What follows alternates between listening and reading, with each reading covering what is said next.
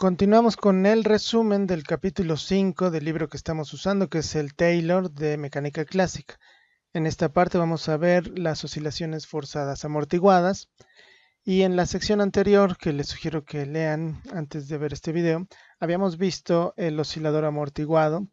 El oscilador amortiguado tiene una ecuación de movimiento de esta manera, en donde esta parte del Bx punto es justamente en donde se incluye el efecto de amortiguamiento. En el caso de una oscilación forzada, pues lo que voy a hacer es simplemente añadir una fuerza que depende del tiempo, una fuerza F de t.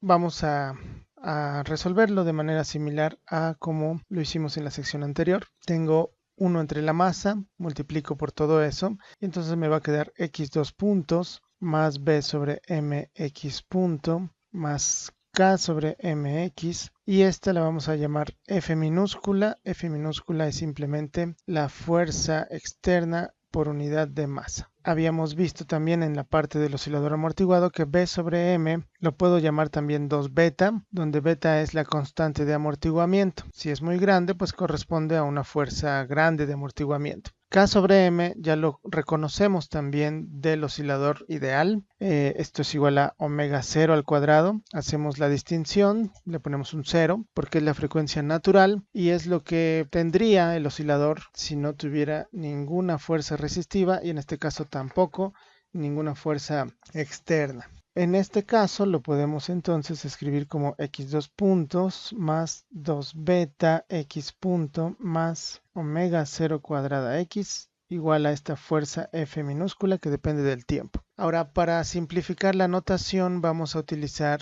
operadores diferenciales lineales, o sea, a esta parte en la que estoy aplicando la segunda derivada respecto del tiempo más 2 beta por la derivada primera respecto del tiempo más omega 0 cuadrado, o sea, todo lo que se le está aplicando a x, a eso lo voy a llamar un operador diferencial d. Pues d por x es d por todo esto que está aquí, o sea, es x 2 puntos más 2 beta x punto más omega 0 cuadrado x, o sea, es la parte izquierda de nuestra ecuación de movimiento. Y entonces esta ecuación de movimiento se vuelve d aplicado a x es igual a f. Y esa es la ecuación del oscilador amortiguado forzado. Nos queda muchísimo más conveniente a la hora de escribir. D es un operador lineal porque tiene la siguiente propiedad. Cuando aplico d, por ejemplo, a una combinación de ax1 más bx2, puedo distribuirlo. Esto es a por d aplicado a x1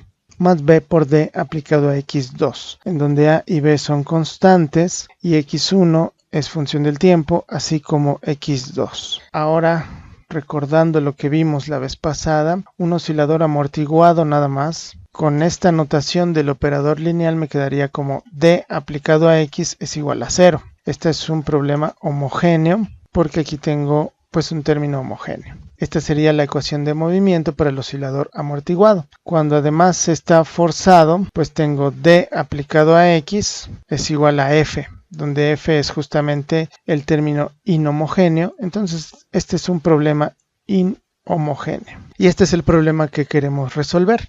Ahora, por lo que hemos aprendido en las clases de álgebra lineal, pues si nosotros sabemos una solución particular, ¿no? Por ejemplo, tengo una x que cuando lo aplico a mi función, a mi ecuación inhomogénea, pues sí la cumple, pues esa es una solución particular. Y también puedo encontrar una solución homogénea que si la meto en mi ecuación homogénea, pues se cumple, es cierta. Entonces XH es una solución al problema homogéneo equivalente. Y entonces, por las mismas propiedades de linealidad, yo sé que cualquier combinación de una solución particular, la que yo encuentre, y una solución al problema homogéneo, también es solución. Ahora lo que queremos, por ejemplo, es encontrar la solución homogénea. Eso ya lo hicimos la vez pasada. La solución del problema homogéneo pues tiene esta forma. Obtuvimos porque es la solución del problema para el oscilador amortiguado. Y ahora pues quisiéramos ver cómo encontrar